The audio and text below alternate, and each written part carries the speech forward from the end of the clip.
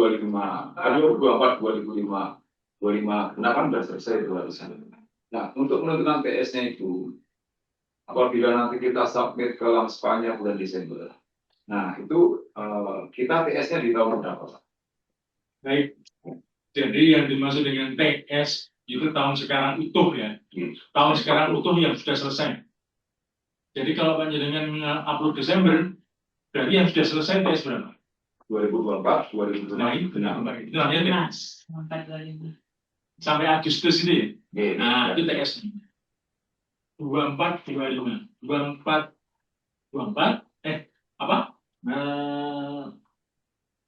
September 24 sampai Agustus 25. Itu satu TS. TS-nya. Mundurnya nanti tinggal setahun. Gitu ya. Jadi kita melihat TS ini adalah ketika tahun sekarangnya itu sudah utuh selesai, bukan yang tahun berjalan. Izin, terkait dengan izin operasionalnya, nanti dimungkinkan untuk AL-nya itu ada, apakah harus pada tempat izin operasionalnya? Nanti ini akan ada komunikasi dengan DE dari Bugatti ya, untuk memastikan apakah itu harus Jakarta atau di Bandung. Settingnya di mana gitu kan? Itu komunikasi dulu saja daripada kalau asesor ditunjuk dia nggak bisa milih. Oh kamu di Bandung ya Bandung, Jakarta ya Jakarta. Tapi yang menentukan adalah DE. Itu ya. Dia lagi pulang umroh banget soalnya. Minta wakilnya aja. Prof, izin Bapak Pak. Nggih, berarti ya Pak Prof Muluk nggih. Kalau gitu nggih. Atau Pak Aos, gampang itu Pak Aos itu.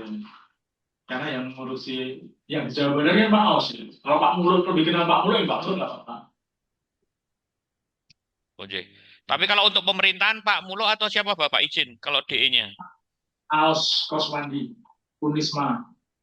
Oh Pak Aos, ya Pak Aos. Nah itu Mas Mega. Wes Mas Mega. Sipi. Bergerak Mas Mega. Iya yang ngurusin asesor, termasuk ngurusin asesor dia. Ya kalau enggak, wah ini contohnya yang komplainnya ada nggak form? Bukan form ini loh, bukan form ini. Form FID kosongannya belum punya. FID. Yang FED. Udah. Mana? FED pasang dikirim. Bisa nih. Ada kemarin sudah kita coba bentuk. Kita bahas satu-satu isinya. Kan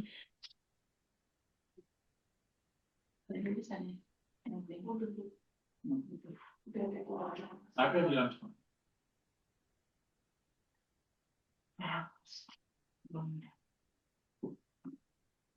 Nah, kita ingin mencoba untuk melihat isian FED, ya, formulir evaluasi dini. Jadi di dalam SPAK itu satu-satunya isian yang diisi adalah namanya FED, formulir evaluasi dini. Makanya kita coba lihat formnya. Ya. Nah, nanti pihak pasca dalam hal ini doktor maupun master silakan mengisi itu. Dari data yang diambil itu mungkin mana yang bisa di switch ke situ. Nanti yang nggak bisa berarti buat lagi. Gitu ya. Udah Mas Dari. Udah.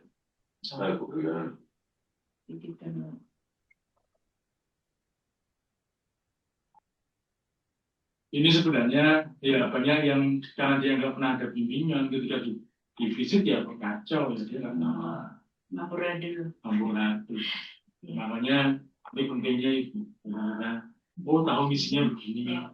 Nanti setelah diisi mungkin bisa dikirim di evaluasi sama Bapak. Sampai sejauh mana? Kan itu kalau terlayak perlu dikirim. Ya, siap upload gitu sampai siap upload.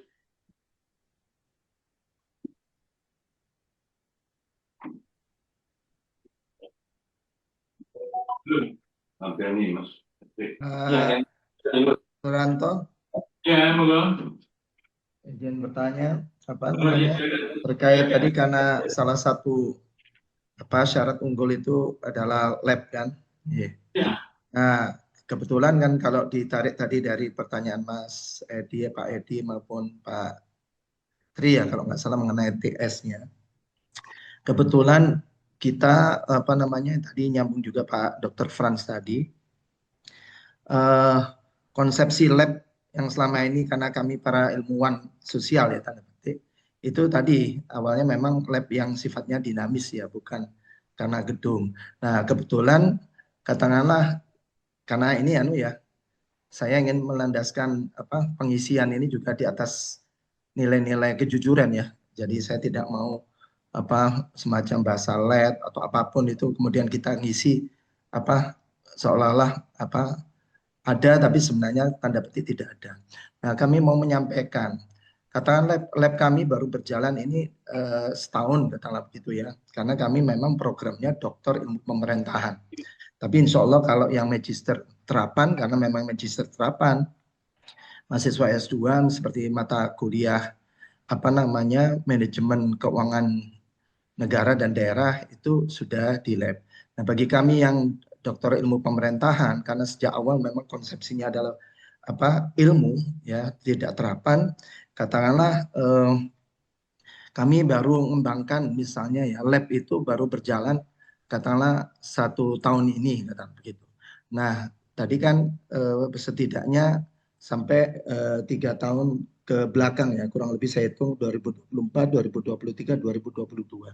Nah, kira-kira kalau belum berjalan sampai 2-3 tahun ke belakang, kira-kira untuk lab ini bagaimana? Kami baru 1 tahun katakanlah begitu. Karena memang di antara para guru besar kita juga sudah mendiskusikan konsepsi lab pemerintahan itu seperti apa. Nah, itu cerita Mbak Suratno ya. Nah, itu mohon petunjuknya seperti apa kira-kira. Mungkin nggak terkejar kalau ini misalnya sebagai salah satu syarat, atau kalau salah satu syarat ini dalam artian boleh nilainya kecil gitu ya, yang penting 4 berapa syarat lagi yang selainnya itu bisa tinggi gitu sehingga dapat unggul. Kan kami inginnya sekali berperang pantang untuk kita kalah, kalau perlu kan begitu ya. Sekali maju jangan sampai kemudian nilainya tidak bagus gitu ya. Saya agak tipikal lebih baik saya sungguh-sungguh menyiapkan ya, kemudian maju dengan penuh perhitungan bahwasanya kita memang siap untuk dinilai dan harus dapat unggul kan gitu ya. Itu mohon arahan petunjuknya. Matur nuwun. Oke.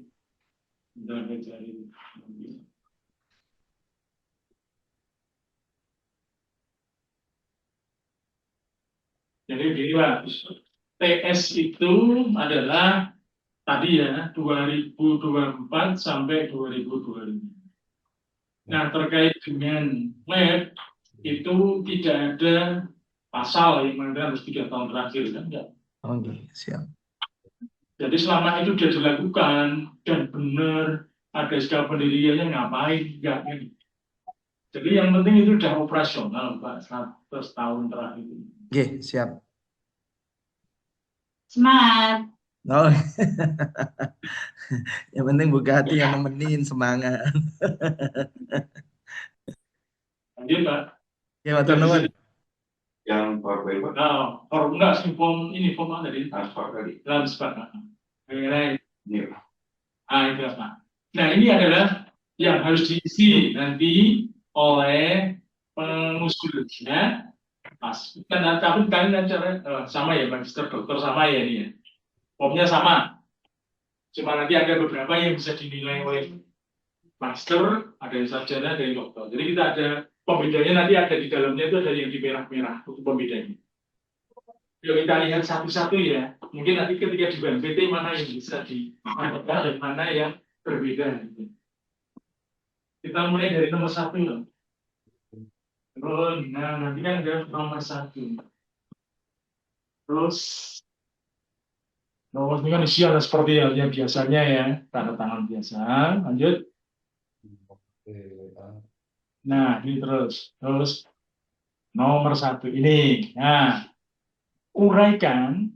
Nah pertanyaan pertama itu uraikan terkait dengan PEO. PIO itu kalau akreditasi internasional pasti sudah punya. Tujuan pendidikan prodi, betul? Nah, monggo dicari letaknya di mana, posisinya di mana, sumbernya. Profil. Hah? Profil. Saya nggak tahu di sini nanti dengan jelaskan. Isi. Tujuan PO prodi pasca ini adalah apa? Dan sumbernya dari mana? Kemarin mereka bilang pakai Renstra, tapi saya bilang pakai RPJM aja supaya beda dengan Renstra UPPS. Tapi mereka pakai Renstra. Tanya ada ini. Jadi setiap prodi kan pasti punya tujuan lah. Nah, tujuan PIO. Nah, satu banyak tiga menghasilkan apa aja. Kasih sumbernya. Selesai nggak? Dan sebentar. Kalau sama dibuka Excel-nya penilaian supaya kita bisa yang blank, Pak, blank. Nah, biar kita bisa melihat indikator yang nilainya optimal apa. Sehingga kita ngisi ini sekali dan nilainya 2. Meskipun nggak harus 2. Asal nggak 0. Mana? Belum ya? Bikin gratis. Sudah bicara. Ini Mas. Ya, coba dibuka. Ini kita buka 2 file, 1 file penilaian dari matriks itu, 1 dari yang kita isi ini. Supaya kita ngisinya sesuai matriks. Kita berupaya mengoptimalkan. Itu ada 73. Tapi sebenarnya pertanyaan nomor 1 sampai nomor 8 itu bisa dijawab dengan dokumen kurikulum. Dokumen evaluasi kurikulum atau dokumen kurikulum. Coba dari nomor 1 sampai 8 isinya di dokumen kurikulum mestinya. Kalau ada itu pasti sudah selesai. Ada nggak dokumen kurikulum prodi? Nah itu coba dilihat dulu. Nanti pertanyaannya terjawab di situ semua tampaknya gitu kalau enggak.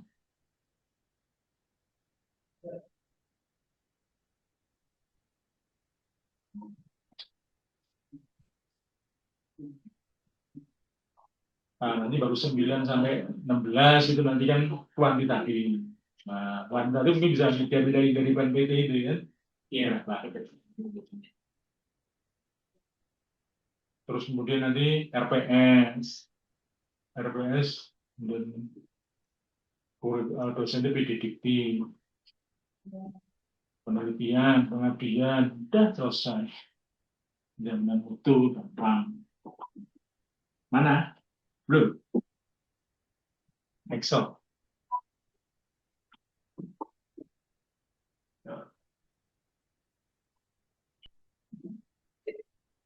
Kalau yang kurikulum itu nggak ada kursnya ya?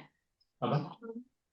Yang ditetapkan kemarin tuh di dalamnya ada kurikulum S2, S3 juga ya? Nah, coba dibuka ini Mas, kertas kerja. Bawah ini dekat laporan. Ini di bawah sheet ini, sheet kertas kerja.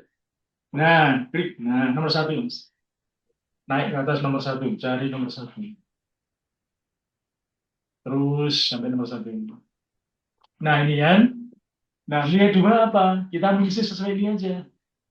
Jadi kita memiliki PEO, Program Educational Objective, yang ada di dokumen kurikulum itu, yang memuat visi keilmuan prodi sesuai dengan perkembangan iptek, kebutuhan pengguna, ada keunikan, dan dievaluasi secara berkala dan berulang. Nah itu loh. Jadi nanti menguraikannya itu ada ini, ada poin-poin ini gitu. Supaya nilai kita gimana. Paham ya, gampang ini. Nah, siap. Terus Mas yang tadi yang Word itu nomor 1 gitu. Jadi 0 apa skor 0? Skor, jangan kita milih skor 0 ya. Kita menghindari skor 0 tadi. Skor 0-nya apa? Program studi tidak memiliki TP PIO. Nggak mungkin, kita udah punya. Nilai 1-nya aman nggak Mas? Itu kalau dibandingkan 2 ya. Nomor 2.